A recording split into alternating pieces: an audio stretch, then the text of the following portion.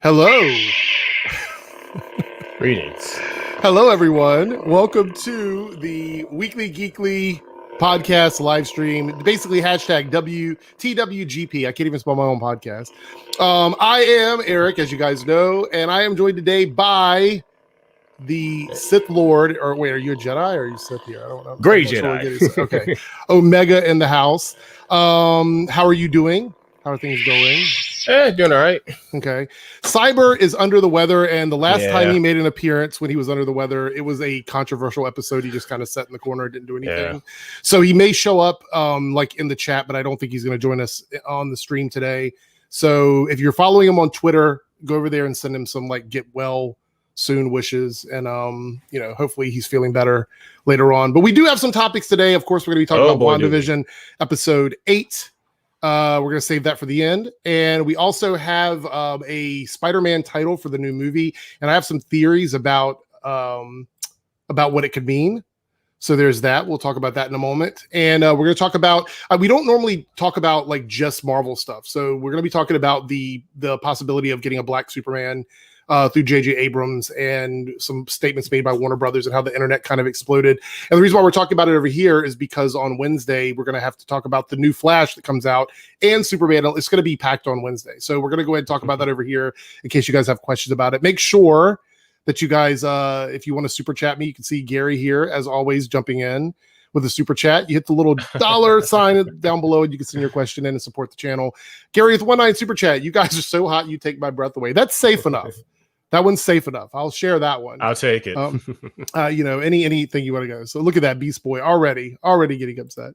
Anthony Beltree became a Team Eric member. Thank you so much, Anthony. I do appreciate it. Make sure you check out all the perks. I think you've been there before, so maybe you're back again. If so, that's awesome. And so we have those are the three major topics. We're gonna, of course, if you guys got questions, we'll talk about those. But usually when we're down a person, the stream is a little bit quicker than it normally is because it's less people. Because he's not talking over everybody. Yeah, maybe. Anyway, so what have you been up to this week? What is your week entailed? Actually, I've been playing a lot more PSO2. I actually streamed a little bit of that yesterday. We were supposed to be playing D&D Friday, but some people weren't available. They were supposed to play Saturday, but then Cyber started to feel under the weather then, so tried to get some people together, but so I ended up just streaming PSO2. Mm-hmm. I recently just downloaded the Outriders demo earlier today. I've been playing that. I am in on that game. It's really good.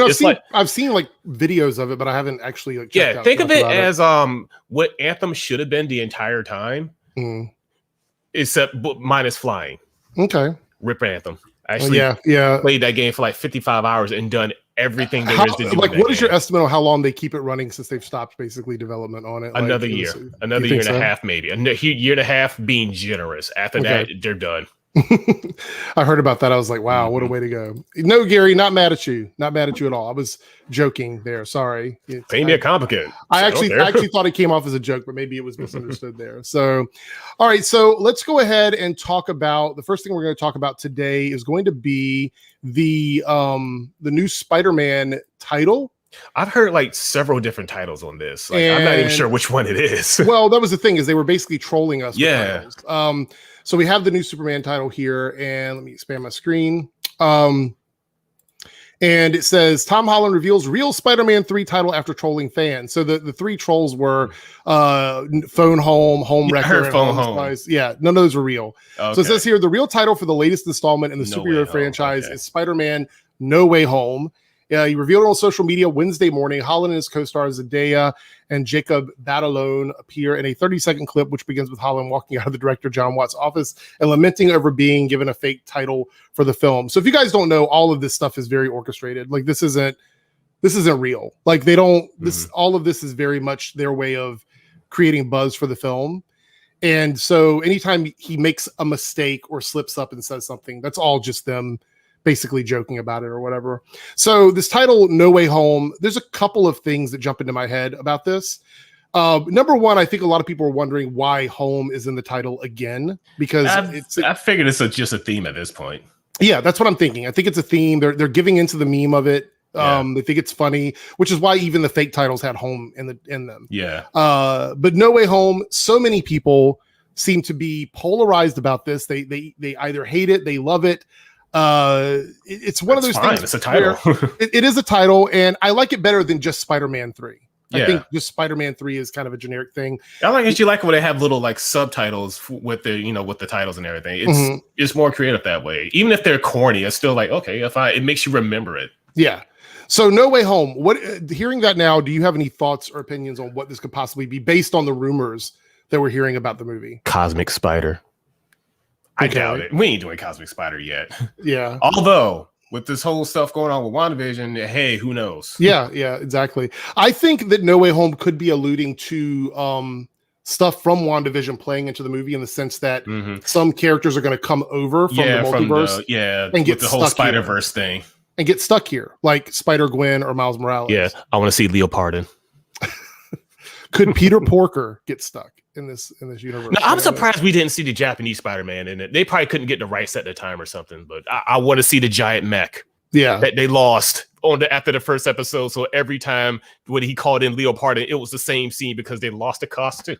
Yeah, that's crazy. Okay, so if it is a multiversal movie in the sense that No Way Home means getting stuck here, what character out of the Spider-Verse do you think is the most likely one to get stuck here so that they can use them again later on down the road? Out of all the ones that we know, probably I'm guessing Miles. I'm leaning towards Miles. Okay. See, a lot of people were also saying Spider-Gwen. They were thinking that could be a possibility as well. Yeah. Because we don't really know, because they may want to keep Miles in that animated world right now. Yeah, he works. We do have Into the Spider-Verse 2, which I think is going to be amazing. I love that first movie. So I'm really excited. Honestly, I didn't really see that movie till we went to Dragon Con with Dragon Con with Cyber, and we just at the hotel room. We were just watching that after walking around all day. It's a great Spider-Man movie. It's probably one of my favorite ones.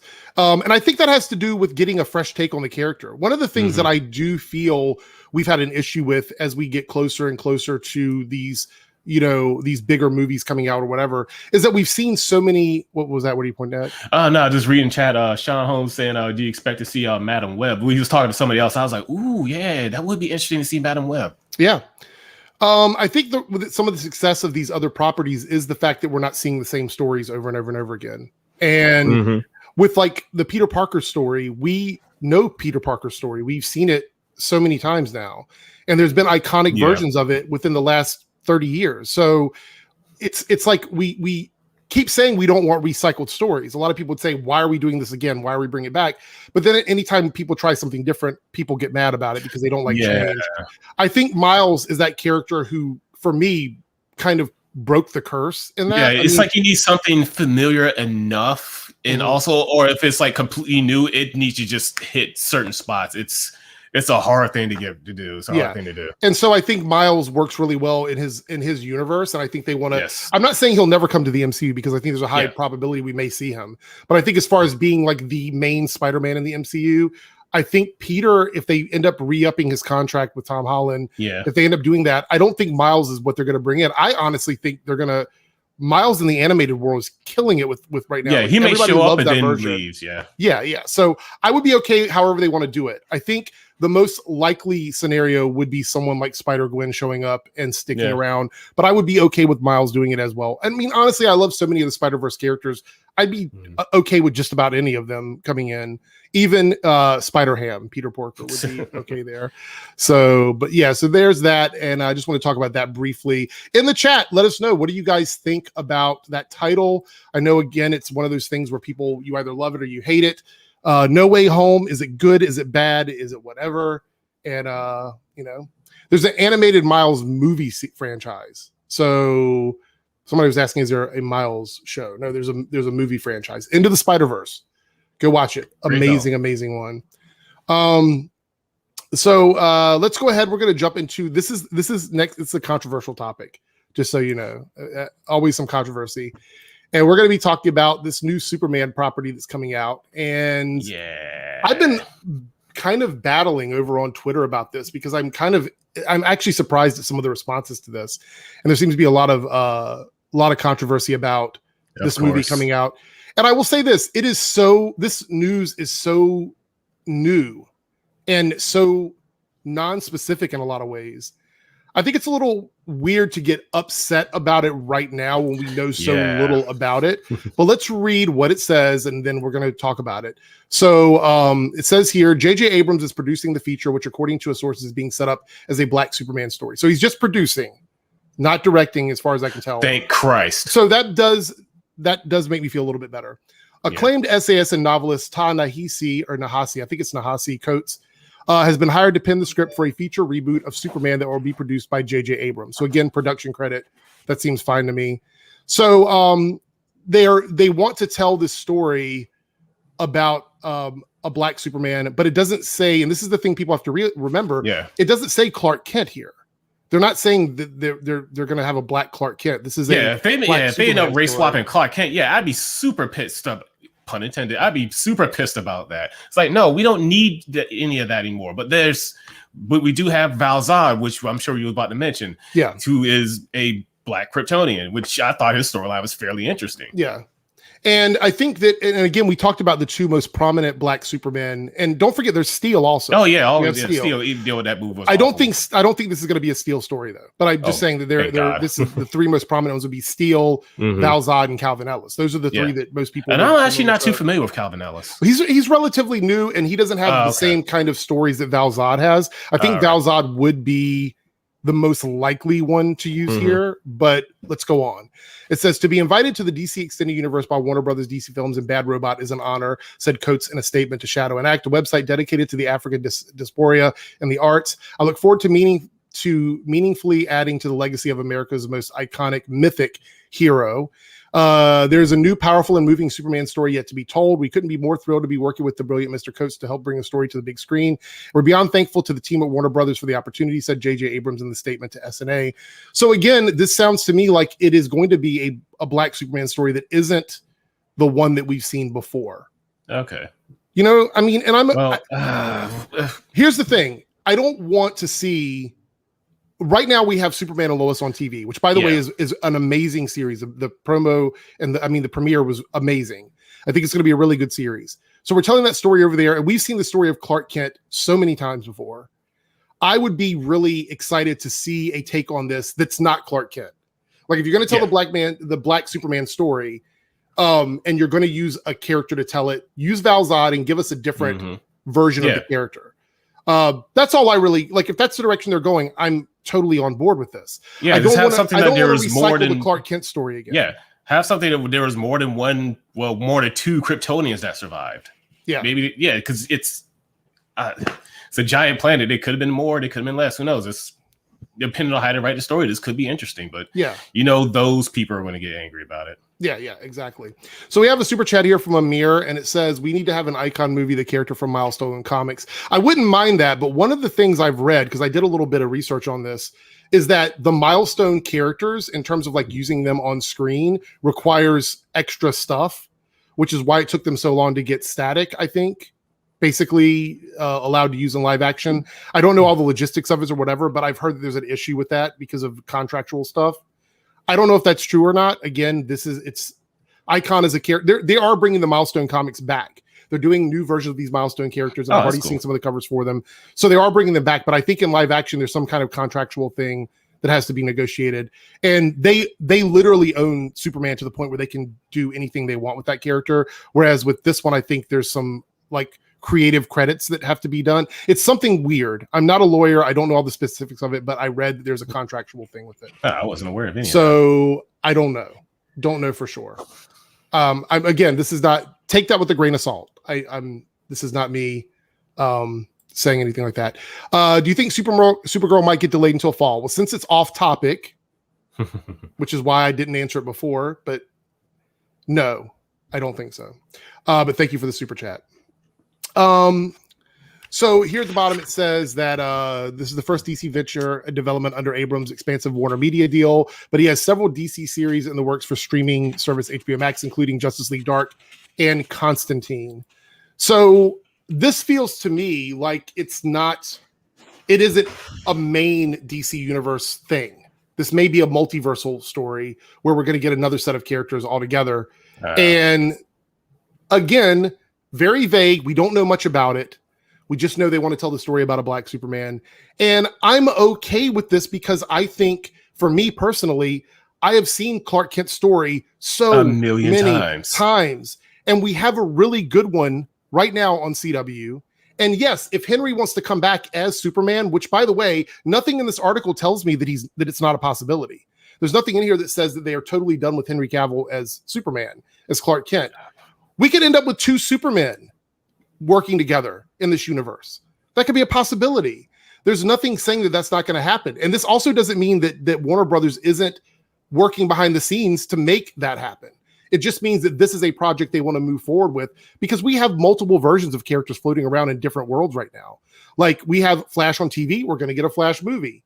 We have, the Batwoman, Batman story going on there. We have 5 different Batman stories in live action right now. Mm-hmm. There's nothing wrong with having another version of a character in a movie. And I think that this is exciting to me. I think I want to see the story. Last night I watched the Justice League Gods and Monsters animated feature, which is a alternate version of the Justice League. It's got Batman, Wonder Woman, and Superman, but they're all different versions. And in that one, Superman is the son of Zod. And you get a different version of Wonder Woman who is connected to the Dark Side storyline. And then you have Batman, who's not even Bruce Wayne. And I think it's a great story. It's got like a really high rating on all the sites I've been to. Because a lot of the DC animation is amazing. A lot of it's really good. So yeah, I'm not surprised to say that I might check it out. Yeah. So go ahead. I was just gonna say that I think that if we can be okay with something like that, why can't we be okay with something like this? I just don't understand. Yeah, and I was about to say I would be also really interested to seeing Nubia show up in another Wonder Woman movie. If y'all aren't familiar with her. Yeah, you're talking about the Black Wonder Woman. Yeah, right? Wonder Woman, who's basically her twin sister, but was taken by Ares to be trained. Yeah. That's why I was actually hoping in Wonder Woman 88, but nah. I don't see why they couldn't do it. It doesn't. They could, but they're not, because it's Hollywood. And they're bankrupt of ideas. The thing is, they're coming up on their 3rd Wonder Woman movie, and without planting the seeds for it already, I don't know if they would do it. They could dedicate a whole movie to it if they wanted. I don't know. Laura here with my question. Will Supergirl and the new Superman be related? It's still too early to know, because they're going to be doing a Supergirl movie with Sasha Calle, and she's Latina. And so they're going to, if this Superman isn't going to be, if he's going to be Val Zod, then they wouldn't be related. So we just don't know. It's just too early to tell. So, but look, I mean, there's going to be issues with this. Some people may not like J.J. Abrams. Some people may not like the person writing it or whatever. There may be other problems with this. I think it's too early to even make a judgment. It's way too early. But in terms of getting a story about another version of Superman, I'm okay with that. Like, there's nothing here. And a lot of the outlets are using the word reboot to the DCEU Superman. And that's the word that's triggering a lot of people. But I haven't seen anything from Warner Brothers themselves that says that this is a reboot. Yeah, so I'm going to assume that thinking people are going to completely change around Clark Kent and make him black this time, which I agree. Right. That's freaking stupid. Well, the thing is, they're thinking that might be the case. But nothing in this article to me says that. But, those people will just make all sorts of YouTube videos and get certain other type of people riled up for clicks and all this stuff. You know those people. Yeah. So there we go with that. Before we jump into WandaVision, you guys, let me go see if there's any questions that I missed here, any super chats or anything that we could go over. Yes, he is a lawyer. He's lying. Yeah. Here we go. I've been relying on his legal input this whole time. I only put that out there for context, because people will clip me and claim some crap about me. And so, yeah.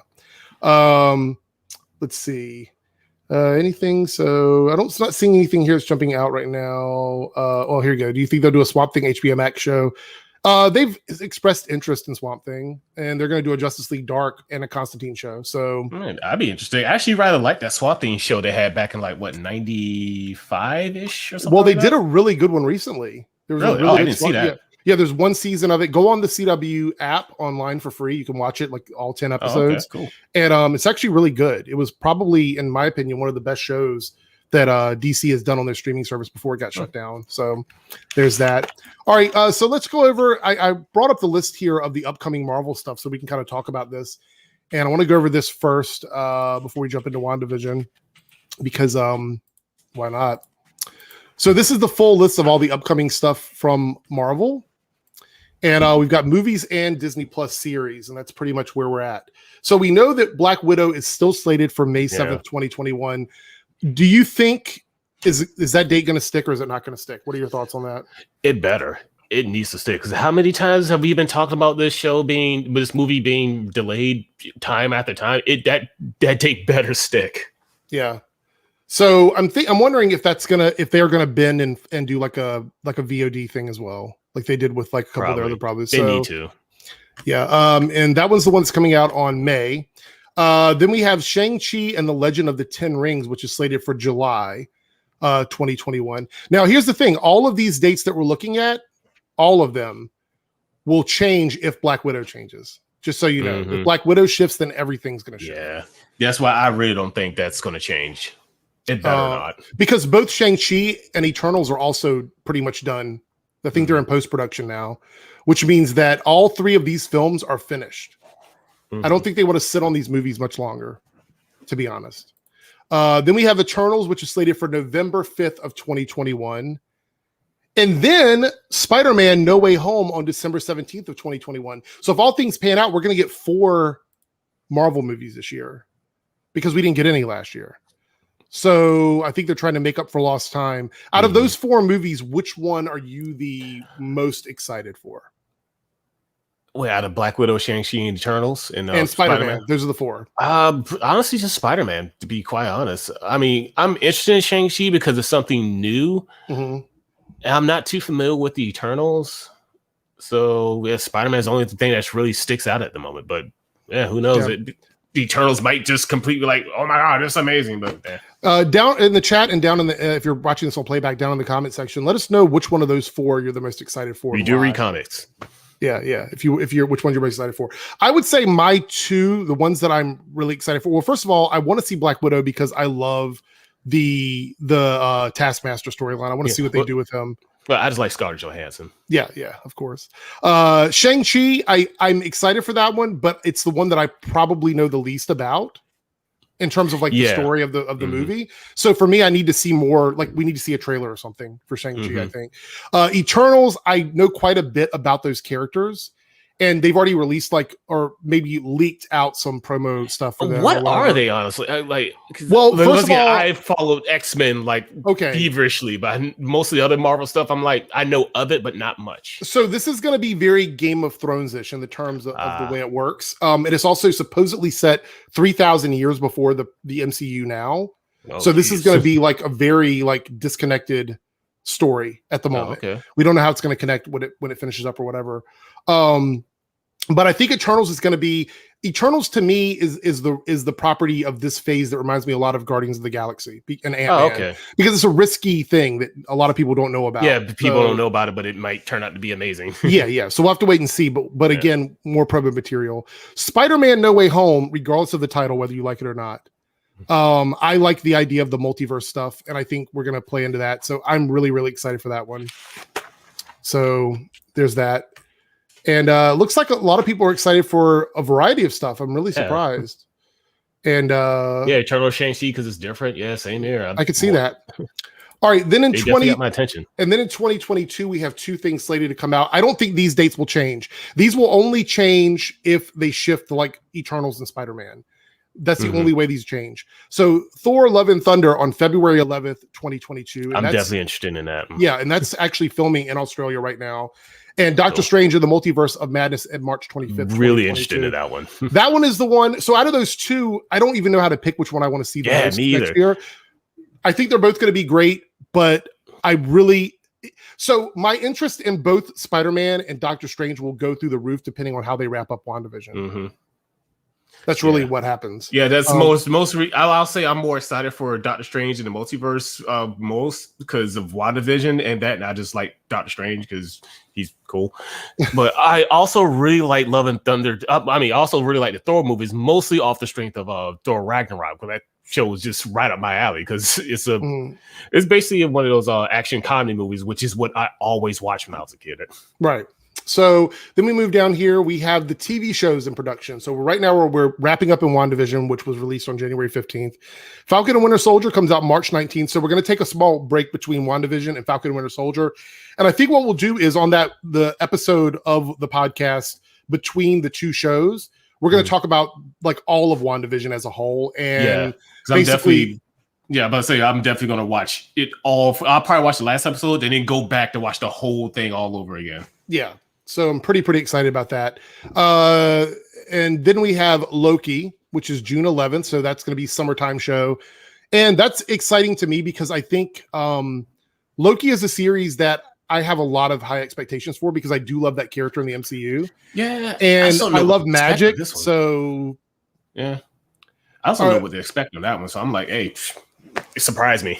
Yeah. I think Loki's going to be bonkers, honestly. Mm-hmm. And then we have some more grounded properties after that. We have the What If series, which I say grounded. That's really an animated one. And that's going to be summer of 2021. We'll probably review those as well because I believe those episodes are all independent stories on each episode. I think it's probably going to be like one of those, something like the Animatrix or Love, Death, and Robots, where it's just a series of just disconjuncted shorts. Right. Then we have the Hawkeye. That's the one with Kate Bishop. That's also slated for this year, but no official I'm sure it'll date. Be fine. And then we have to wrap up the year. We have the Ms. Marvel series also in 2021. So if you look at that, we're going to have 1, 2, 3, 4, 5, 6, 7, 8, 9, 10 different Marvel things happening this year before we wrap up 2021. That's a lot of content. We are going to be busy. So outside of WandaVision, which one of the shows are you the most excited for in terms of the Disney Plus shows? For probably Falcon and Winter Soldier, because looking at the trailers, it reminds me so much of just superpowered Lethal Weapon. Mm-hmm. So. Very that, yeah. I actually think I'm looking forward to that, but I actually think that Loki's going to be cool, and I'm really excited about What If, because I love Multiverse and Elseworld. So What If's going to be good because I've seen some of the previews, and we're going to get like What If Star-Lord was T'Challa, which I think that's going to be kind of funny. We're going to get Marvel Zombies. I'm not a huge zombie fan, but I know a lot of people are, so there's going to be What if Rick James was the Hulk? Yeah, exactly. In the chat, let us know this year, which Disney Plus shows are you looking forward to outside of WandaVision now that we're at the end of it? Curious to know. Then to start out in 2022, we've got the Moon Knight series and the She-Hulk series. Now, I don't know what Moon Knight is going to be. We're not sure of what version of Moon Knight we're going to get yet. Yeah. But we do know that She-Hulk is going to be sort of a comedy, like a legal drama with some action. Yeah, it's going to be Deadpool cross with Ally like McBeal. A dramedy, I guess is probably the best way to put it. Yeah, it's basically going to be, I think it's going to be a highbrow Deadpool. So you think it's going to be like Deadpool, but with She-Hulk and... Yeah. Okay. And not as crass and dirty as Deadpool. This is going to be a bit more highbrow. Okay. I would have to say I'm probably excited for in terms of 2022. I'm pretty excited for She-Hulk, but it depends on what version of Moon Knight we get, because there's like two different primary versions that we've seen. So yeah, we'll have to wait and see there. Chat. Yeah, the chat's kind of crazy. All right, so now I guess we should go ahead, and I'm going to throw the disclaimer up on the screen. WandaVision spoilers. So we're going to talk about it because this episode was, for me, very welcome in terms of like getting us filled in on stuff and getting us ready for the finale. So this was it was episode 8. It was titled Previously On. It was a longer episode than what we normally get. So there was a lot of stuff in it.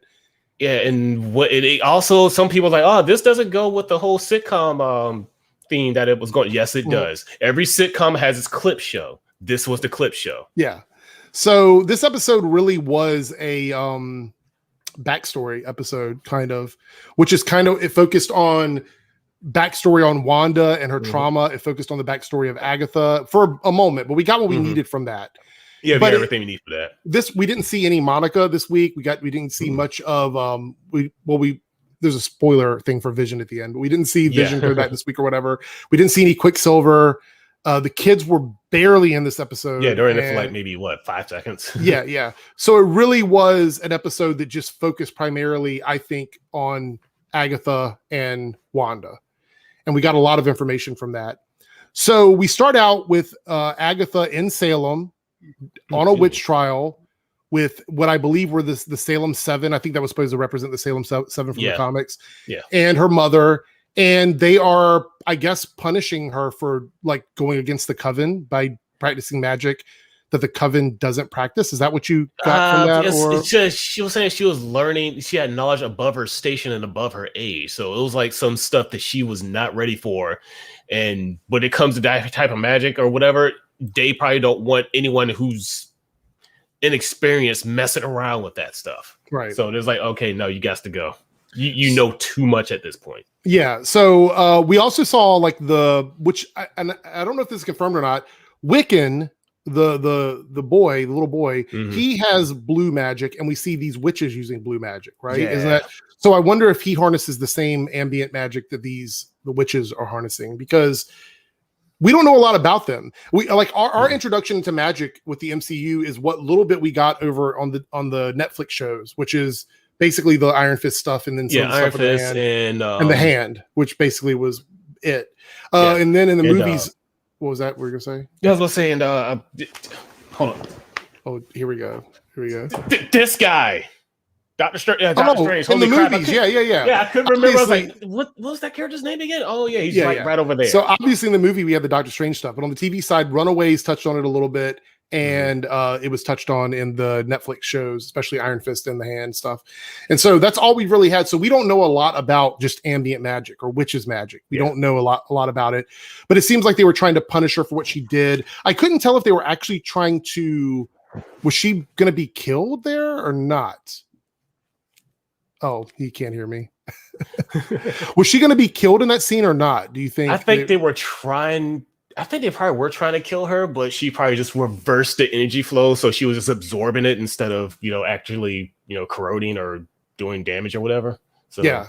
So I mean, like it seems like the purple magic is the darker magics. I think that she was harnessing, or maybe that's just because I'm not sure of the color coding magic and what that actually means. I don't know if there's any real significance to that, but who knows.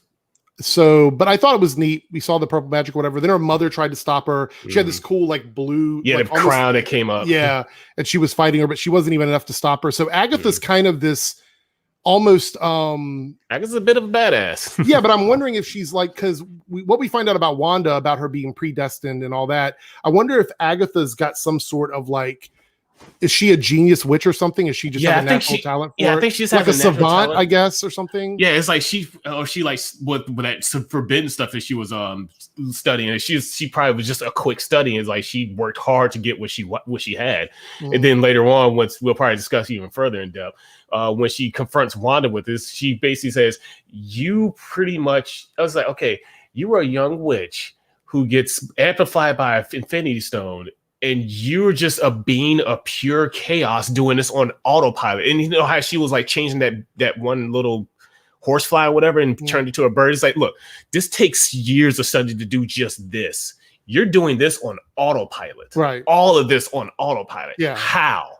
So Agatha feels there. I think she's got two emotions here. One, she's jealous of Wanda's powers in terms of what she can do.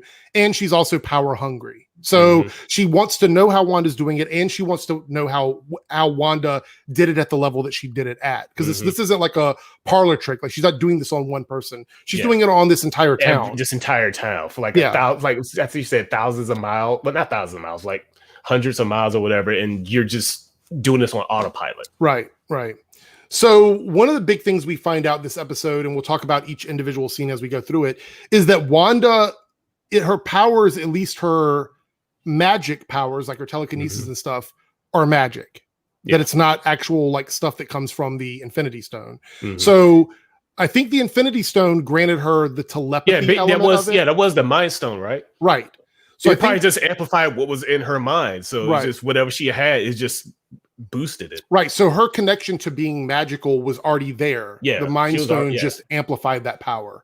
So that was kind of an interesting take, because a lot of people were wondering if they were going to make her a mutant, and they're saying, oh, but she was born a witch. Well, that's not a mutation. That's something else completely, because they're saying that she is predestined to be this. So this is something outside of just a genetic thing in her. This is like cosmic. This is beyond like anything that we see in normal mutations.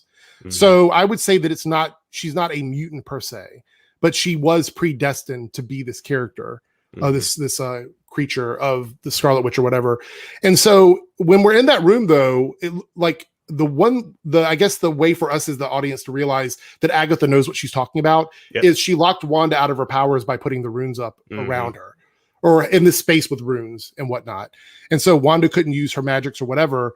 The only person that could use her powers is the one that made the incantation. So we have that. And we also find out that she used a chrysalis incantation on the Quicksilver character. That's not actually Pietro. That's probably this goes back to our conversation last week where we were like, we discussed like with all these theories going around what's actually there, are people going to be disappointed and everything? Because we were thinking like, are they going to somehow tie the Fox X-Men with this? No, it was just Agatha's version of Pietro. Mm-hmm. It was just her going through her, because she doesn't have a complete picture of who Pietro is, so she just made that right. So we're not and just behind the meta, the behind the scenes is like, let's cast the Fox Quicksilver to be this Quicksilver, because he even says, no, your brother's body's in a whole other country. Oh yeah, and it's full of holes too. Yeah. So she also said that she was the eyes and ears, but she wasn't totally controlling him. So basically she set him free with like a list of things that she wanted him to do. He did those things and she was just listening in the whole time and watching what was happening. So, and he wasn't in this week's episode, but we do know based on last week, he basically captured Monica, or at least he's dealing with Monica. And so we'll have to see how that plays out, because I think she's not going to be an easy pushover. Because I think what happened in the post-credit scenes is happening real at the same time as this episode is going on. Yeah. So it's like she gets there as all of this is happening. Right. She gets confronted by Pietro, then who knows? Yeah, I agree.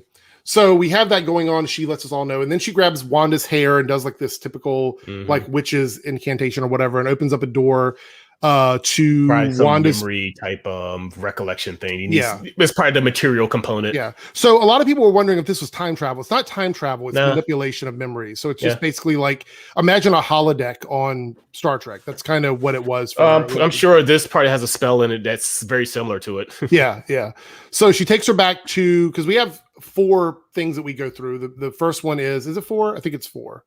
Yeah, it's 4 things. The first one is when she's with her parents as a child and her brother. And we finally figure out, they answer the question on why all the sitcoms. Well, because the sitcoms have been a part of her life. Yeah, she grew up with those, and they've been a part of her life through all of her trauma. So it makes sense that she would tie these things into the sitcoms. And when I say it makes sense, it's because we're talking about like superheroes with magical powers. So it all ties together for me. Yeah. And we see the Stark missile that's going to explode in the house after the house kind of blows up, whatever. And they say, and Agatha says, used a probability hex. So that way it doesn't go off, because you were there for 2 days and nothing happened. So why did that happen? Why did it not go off? And she's like, oh no, the fact is like, no. I know what you did. Right. So this goes to show that Wanda was using her powers without understanding how to use her powers, which probably makes Agatha very angry. Because she said it worked so hard. I studied so hard for this stuff. I even almost got killed by my own mom, and here you are just yeah. Double crit here with a $2 super chat. Over under 50% we get Monica and Wanda versus Agnes. I would love that. I wouldn't take that bet. I mean, I would take that bet with. Do you know what I mean? I agree. I will be honest with you though. I think Wanda's going to be powerful enough that she's not going to need much help. Yeah. The only leverage Agnes has right now is the kids, really. So if she wasn't Monica doing probably that, helps out with the kids or something, and while Wanda just goes hog wild on her. Yeah, we'll see though. We'll see how that goes. So we find that out about her with the sitcom stuff and how it's been there through all of her trauma. And then the next thing we see is her being a part of Hydra and the whole Hydra experiments, and all of this is stuff that we kind of knew about through Age of Ultron, because that was when they were introduced. So we need to see that movie. Yeah, so that's you should watch it. It's actually, before. Yeah, I heard it was kind of crap, but that's why I kind of skipped. It's on Disney Plus. Just watch it. Yeah, I know. So anyway, but we had very little information about Wanda in terms of like specifics, but this got really specific about her being there with Hydra and why she joined and her reason for doing it. And she goes in, and Loki's scepter is sitting there, and the stone floats out of the scepter and floats over to Wanda and sheds the crust around it. I always was confused. Like, wait, the Mind Stone's yellow. Why is the scepter blue? Blue's supposed to be the Tesseract. Wait, what? then it breaks open. It's like, oh, that explains it. Yeah. So but it shows her a vision of this witch-like character who looks like her costume. Comic costume. I was kind of not like, I wasn't excited about this because this felt a bit too on the nose, maybe. I think her seeing the vision was fine. I think the image of the character being there was a bit much for me. Like, I feel like it looking just like her was a little weird. I can see that. It didn't ruin the episode for me. Yeah, like I said, it was like she, even when she had on like the costume for the Halloween episode, it was like, oh, I'm a Sokovian. Right, but I felt like that was funny and tongue in cheek. This felt a little bit more like, I guess, I don't know. This felt like it carried a bigger weight than that for me. So we see that happen, and it kind of unlocks everything for her. And this is what brings her into like the level of power she has now in terms of like, you know, the Infinity Stone and her destiny to being the Scarlet Witch or whatever. And we see that happening. And then we jump over to her dealing with everything in Civil War, where she's at the Avengers complex. Yeah. And Vision walks in and has a conversation. It's probably when Pietro, the real Pietro, died. Yeah, it was right after that. And so she's there kind of hiding out with Vision, and she's dealing with the trauma there. And so, you know, that scene and the speech that he gave her was very moving. And I actually think it was some of the best well-written stuff. Yeah, and it's been shared across Twitter and everything. So yeah. So we have him saying there, talking about grief and how he doesn't understand grief and everything. It reminded me a lot of, in a much more sophisticated way, Star Trek The Next Generation, and a certain character on there that always wanted to have emotions and understand humanity. Shoot. Can you think of anybody like that on the ship? Worf. No.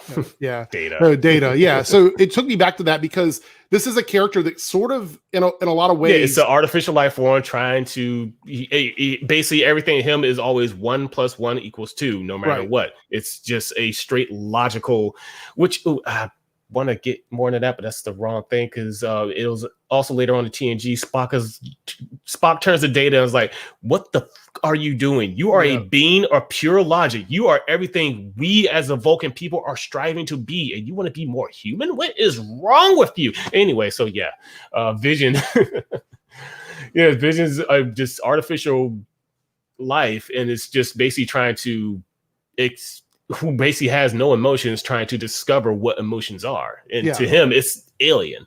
Right. So for me, it's like this is the first time, in my opinion, that the MCU gave us that notion that Vision wanted to be more than just what he was. Because we don't get a lot with that character, and we haven't had a lot with that character. He shows up, he's badass, he's really powerful, and that's pretty much what his story arc has been in the films, you know, other than his stuff with Ultron, which you didn't see because you didn't see Age of Ultron. Nope. But and also Scarlet Witch with Wanda, we didn't really get a lot of her as well. She's one of those characters where she was important in a lot of ways to what happened in the MCU, but we didn't understand her the way we do now. I think the show has done a really good job with both of those characters because I think they were underutilized in the movies, and seeing them here, I think makes a lot of sense. So we get all of that backstory on those two. And then after Vision is killed with his battle with Thanos, after Wanda comes back and she goes to Sword for the first time, and she's like, "I want his body." Yeah. You know, she wants to give a proper burial. She wants to mourn, you know. Yeah. And here's where I'm still I'm not sure what to think of Haywood, because at the beginning of the show, when you first see him, he's like, "I want my weapon." And we're thinking like, holy crap, I was thinking like, holy crap, this guy's the mustache twirling bad guy. This is stupid. Now, but when we get to the scene, he's understanding. He's like, look, here he is. Look, we cannot just have you just put $2 billion worth of vibranium into the ground. You can say goodbye. And he just lets her in, and just he lets her see the body. Everyone's had the guns trade on. He's like, no, stand down. Let her say goodbye. Well, I mean, so I'm like, is he the bad guy now? I would also say at that point, I don't think she was worried about getting shot. Like, she could have easily just stopped that from happening. So it's like, that's probably also why I told her to stand down. I was like, no, you're not going to do a thing to her. Yeah, that was pretty obvious there. That was a flex on her side. But we see that she's there, and Vision's body's in pieces. Like, they're really trying to basically understand this android because they want to turn it into a weapon. And we kind of got that impression early on, at least I did, that they were trying to weaponize Vision, or they wanted to weaponize Vision. So they're kind of Vision has something saying that he didn't want to be a weapon and to completely dismantle him, because that's what I thought they were doing. No, I think that Hayward and a lot of people, like basically at the top end, wanted to turn this into a weapon. Oh, okay. So I think they were playing along for Wanda, but I don't think that was the intention. I think they wanted to create a weapon, or at least, like backwards compatibility. They basically wanted to understand how he works so they could make one, probably. Yeah, probably, yeah. Anyway, so she gets down there and you see him all ripped apart and stuff. And I'm like, this is kind of a morbid scene. Yeah. Like, because we know he's an android. We know he's not a human being, but he's in pieces and she loved him in a way that we don't really understand. So it's kind of a sad scene or whatever. But then Hayward lied early in the season. He said that Wanda broke into SWORD and stole Vision and then left. That's not what happened. Yeah, that's why I was confused. At first I was like, why we get to the scene where she goes in and he's like, yeah, no, let her see the body. I was like, do we owe him an apology? But then I'll go back to the other, when he says no, she broke in and stole it. I'm like, what's your angle? I'm confused with him now. Yeah. So I don't know what's going on. Well, I think that he's obviously a person that's working for people telling him this is what you have to do. Mm-hmm. And we'll talk more about that when we get to the teaser at the end of the episode or whatever. But anyway, so he lied about that. But all of this leads up to Wanda finally realizing everything and Agatha understanding why Wanda is what she is. Mm-hmm. And so Wanda comes out of it. We finally hear the kids screaming for help and stuff like that. She runs outside to the street, and here is Agatha in full bad guy witch costume, holding the kids on leashes while Wanda's standing there. And she gives us all the information we've been waiting for all season, which is that Wanda was predestined in this world to be this being that was a myth, like pure chaos. Yeah, using chaos magic, this mythological being called the Scarlet Witch. The uncontrolled creation, that's what it was. Yeah. So we're talking about this easily puts Wanda on a level that's beyond anything we've got character-wise. Because chaos magic is old. It's really old. It's like, because if you go to the Greek mythology, before anything, there was chaos. And from chaos, thus the world was born. Right. Chaos magic is some of the most potent and powerful magic in the Marvel universe. So having her as this like conduit for this, because in the comics, she doesn't have all of it. She has some of it. She's got access to chaos magic. So I don't know in the movies if they're going to I feel like the MCU does a really good job of editing to make things work. I think they may edit the story a bit, which is why I don't think we're going to have all the components of it. So I think she's just going to be this being with chaos magic. I don't think we're going to get like all the gears behind why that is. Yeah, another thing, which goes, I wanted to talk about, which ties into our conversation from yesterday. I mean, not from yesterday, from last week, with all the conspiracy theories going out there, because everyone's like, "Wait, who's doing this? Is Mephisto doing this?" No, it was just Wanda. It was just her grief and how she just completely had all this stuff, just creation magic on autopilot, just go off because she was just her perfect life. Yeah, and I was going to talk about that in a moment as well, because we find out that she's got this chaos magic. She is this predestined Scarlet Witch that Agatha's talking about, and we see that in the scene where she recreates Vision.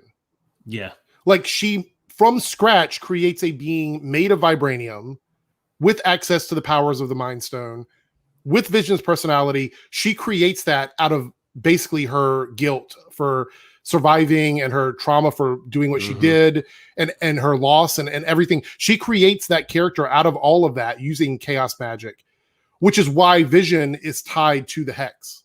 Yeah, when he tries to go out, he just kept disintegrating. And right. So inside that bubble, whatever she does, it can exist. So this brings up the question, are the kids going to go away when the Hex goes away? Because we're not even sure where they came from. Yeah. I mean, we can always go by, you can get hints from what they did in the comics, but they're not going 100% by the comics. So it's... What's what I mean? Like, I don't know if they're going to be shards of anything, because it seems to me we have one episode left. We don't have a lot of time to introduce more questions and more mystery. Mm-hmm. So I'm wondering if we're going to get to a situation where the kids are just part of the Hex and they're going to go away when the Hex goes away. Mm-hmm. What's going to happen to Quicksilver? What's going to happen to Vision? Yeah. And And one thing I thought was kind of funny was when she was driving through Westview, just when it was normal, you see all the people just, all the people who had speaking lines or whatever. And they were either like a little older or a little younger than what they were supposed to be. I just thought that was kind of fun. That was a good nod. Yeah, it was, because they're paying attention to detail there. Some of the other stuff that happened was the bug that a lot of people thought was going to end up being something was just a bug. And all the conspiracy theories are just not. Yeah, Senior Scratchy ate it, so it's not really a thing or whatever. Could Nightmare still be a possibility? It could, but at this point, it doesn't look like it to me.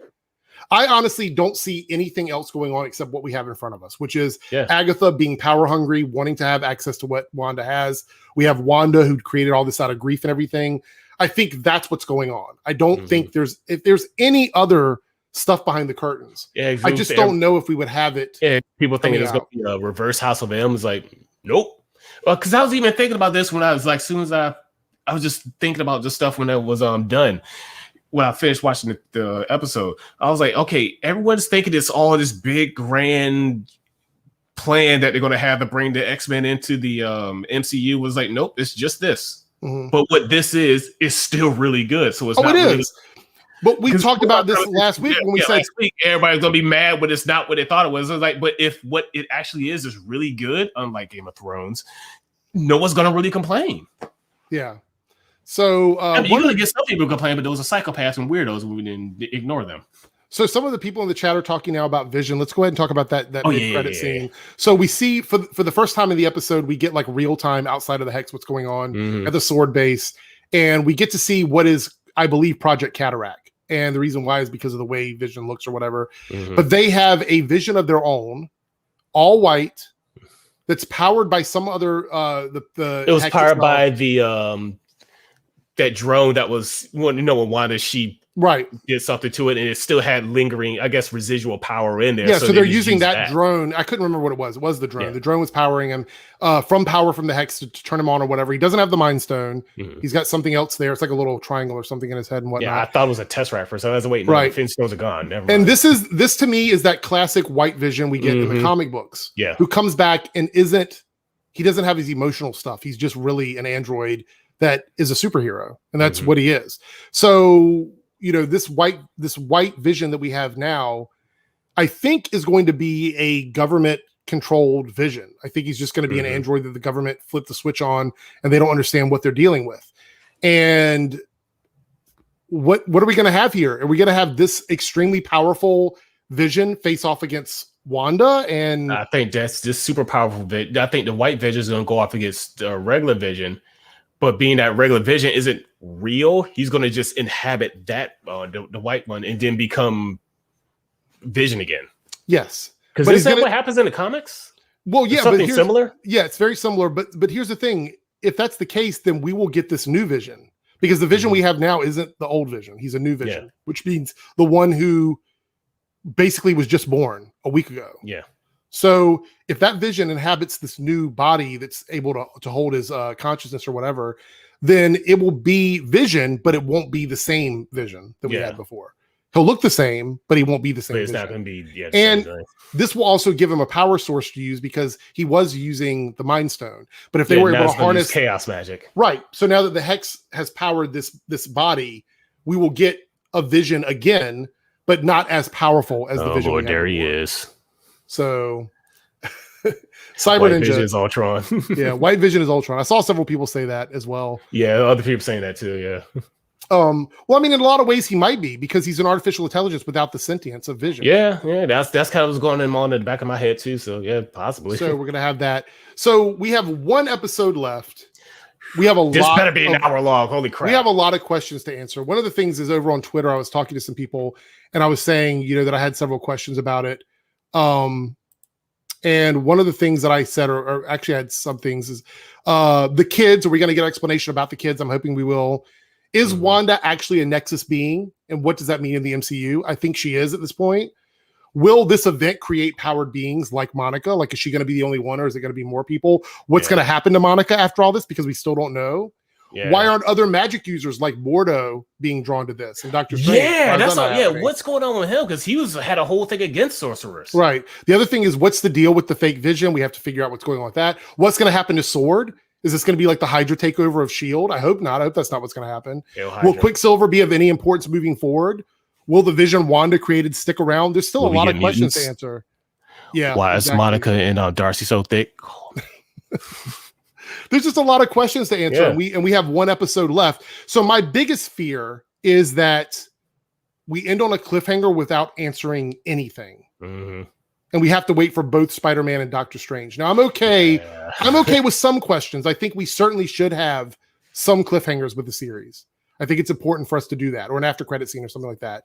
I do believe that we need to answer a lot of questions about the series, though.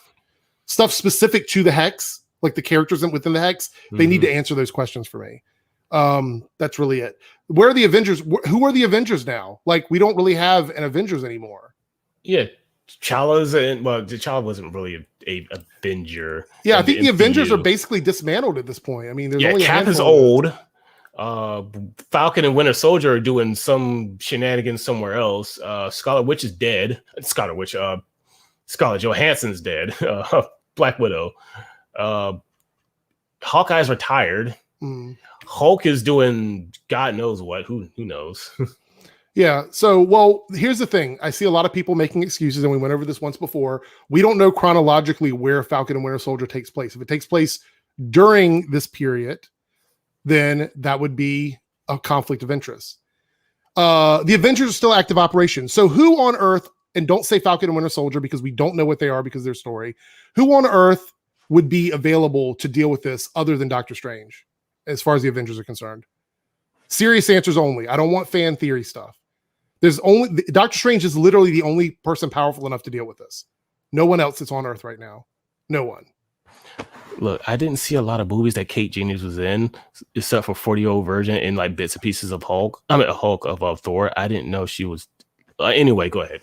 The Hulk is still hurt. The Hulk actually said he would probably never heal from his injury. Oh yeah. And he's not a magic person. He deals with bioengineering. Captain Marvel's not on Earth. Nope. Yeah, Captain Marvel's gone. I'm waiting for more answers here because we see this every week, and I want to address this before we go into the finale. Come on, answers, guys. Avengers wise, who are not on the run and who are available on Earth right now.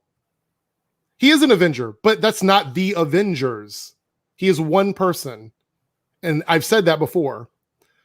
Blue Marvel, he's not been introduced yet, though. Yeah, he hasn't been introduced. Now, I'm sure even a lot of people saying that Doctor Strange, I'm sure he's monitoring what's going on before really sticking his foot in. And then Thor's not on Earth. Thor's not on Earth.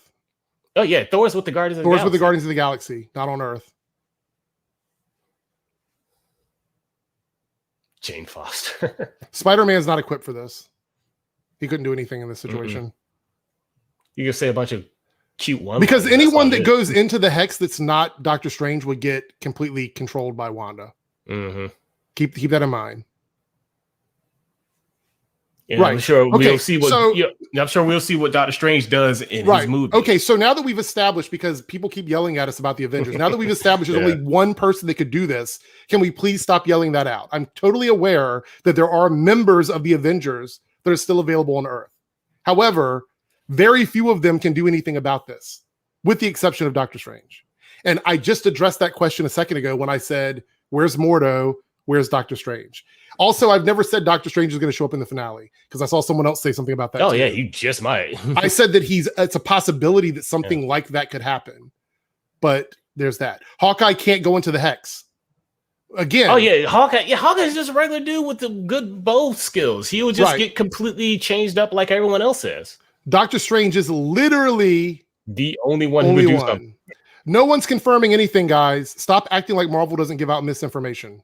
Oh, yeah, I like all those trailers that they lied about because I distinctly remember on Thor Ragnarok where, when Hela smashes Mjolnir, and she did it like in a completely different area than what she actually did. Well, scratch that. We just confirmed in this stream right now that they gave out fake titles for Spider-Man. So they give out fake information. They troll people all the time. Doctor Strange was never an Avenger, but he could be considered an honorary Avenger. Like he did a lot of stuff with the Avengers. He fought with the Avengers. Yeah. So I would agree. Yes, if you were to go by the Avengers that we knew that were done by the government, then yes.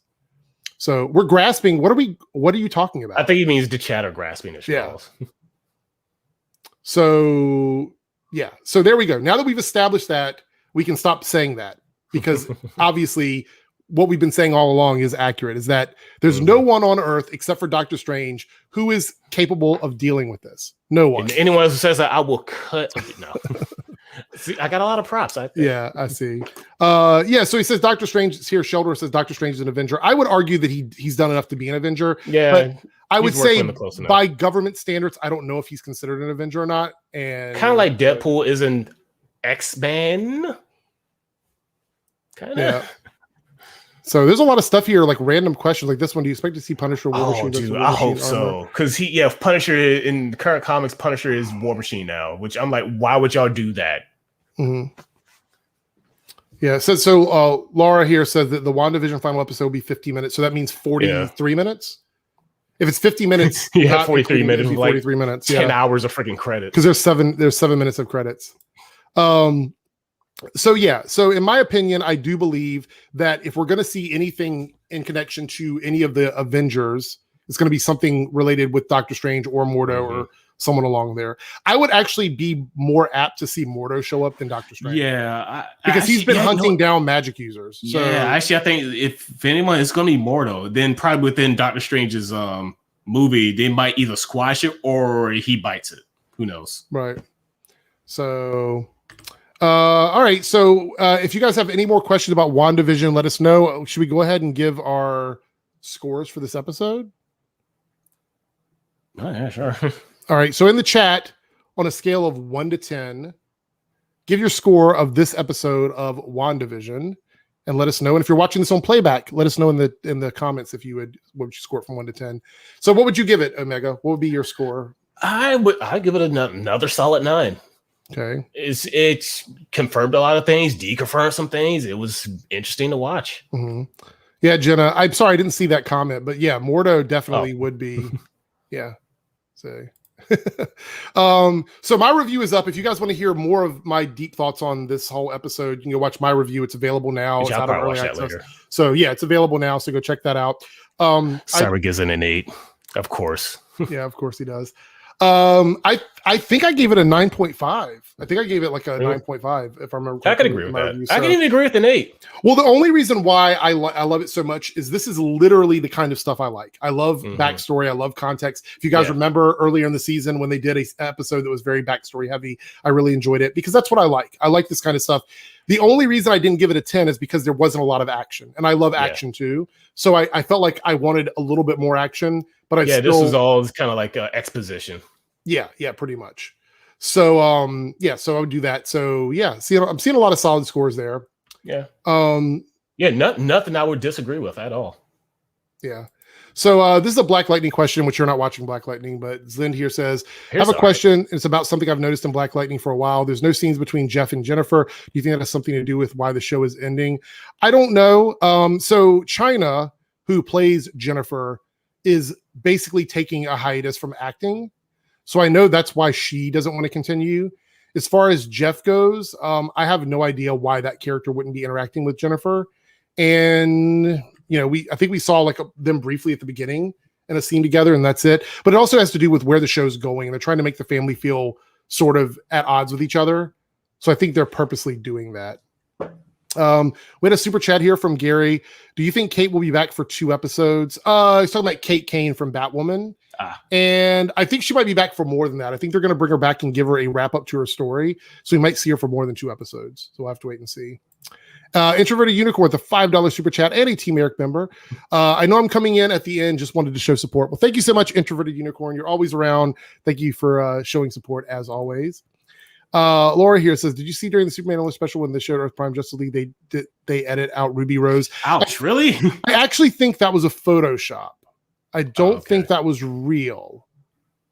I know I don't follow the CW stuff, but I do know what happened with that. Yeah. So I saw a picture of that floating around and people were saying that it was real, but then I also saw people saying that they watched the special and it wasn't edited out. Someone did that just for Twitter. So I don't know. But if they did do that, I'm curious to why, because apparently it was a Photoshop. Yeah. So is there a 10th episode? There's rumored to be a 10th episode, but I don't know if that's going to happen or not. If anything's possible at this point. Here's the thing with Marvel. I mean, we could get a 10th episode. Yeah. It's very possible. They don't tell us the truth all the time. Yeah, I think that's the point. No one is on the same page right now on Black Lightning. Like, I love the stuff stars. Yeah, exactly. Hood Rat. Let's see. Nude here. Where do you think Billy and Tommy will appear again if they survive? I personally feel if Vision survives the season 2, it can make them Wiccan and Speed. So first of all, I don't think we're going to see a season 2 of WandaVision. Yeah. I think if we get another season with these characters, it'll have a different name altogether. I don't think it's going to be WandaVision because WandaVision is not going to make any sense once the Hex is gone. Yeah. In terms of what it was doing with the title. And we all know that Marvel loves to play around with their titles.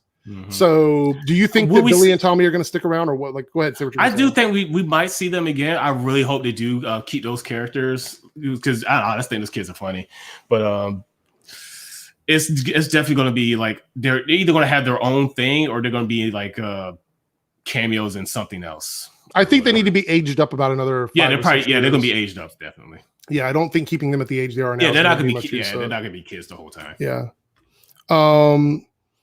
Yes, they've confirmed some season 2s for Marvel shows, but not all of them. And I believe that they said that some shows may not be the same in their second seasons. They may change. Yeah, if there's a season 2 of WandaVision, it's not going to be called WandaVision. Right. So is Scarlet Witch a myth? So Agatha says that the tale of the Scarlet Witch was a myth. This is pretty much the first time Wanda Maximoff have been referred to as the Scarlet Witch because I haven't seen Age of Ultron, but I don't think she's never ever referred to her. Yeah, they never referred to her as because she didn't even know she was a witch until a week ago. Or it was just all her powers were red. Well, she didn't even really know a week ago. She knew she was a witch in this episode. Yeah, so she's never referred to herself as a witch because there was no reason for her to. Yeah, we call her Scarlet Witch due to the comics, but in the show, in the movies, they never referred to her as that. Yeah. Cody here says it'll end up being a Scarlet Witch show. I think that would probably be the most likely thing. Yeah. So Young Avengers, maybe they're part of it. Yeah. So one of the things I've said is I thought Billy and Tommy would be part of the Young Avengers along with Ms. Marvel and the Kate Bishop character.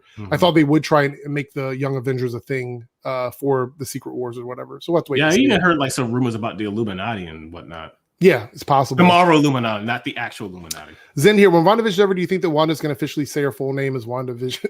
No, I don't think so. No, I don't think that's going to happen. Let's see. A couple more questions and we're going to wrap things up.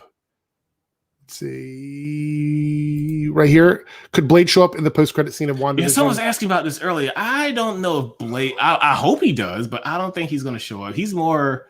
Yeah, he does deal with like supernatural stuff, but mostly vampires, though. Right. His element in supernatural is more along the cryptid stuff, like creatures and vampires, not magic. Yeah.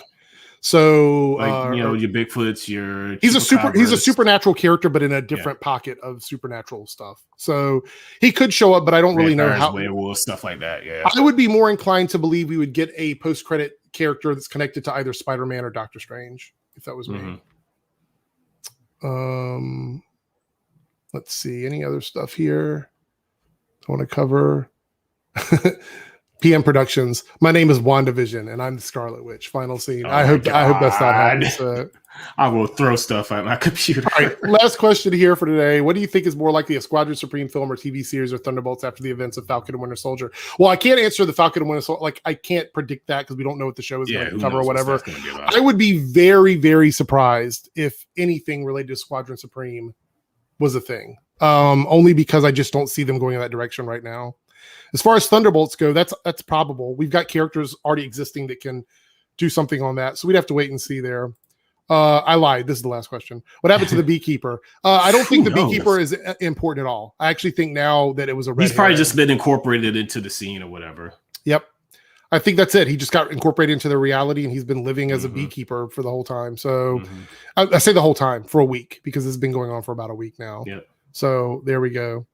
Anyway, thank you guys so much for joining us. We hope that Cyber is feeling better. You can join us next week when we talk about the finale. And he won't. The finale. He won't. The finale of WandaVision.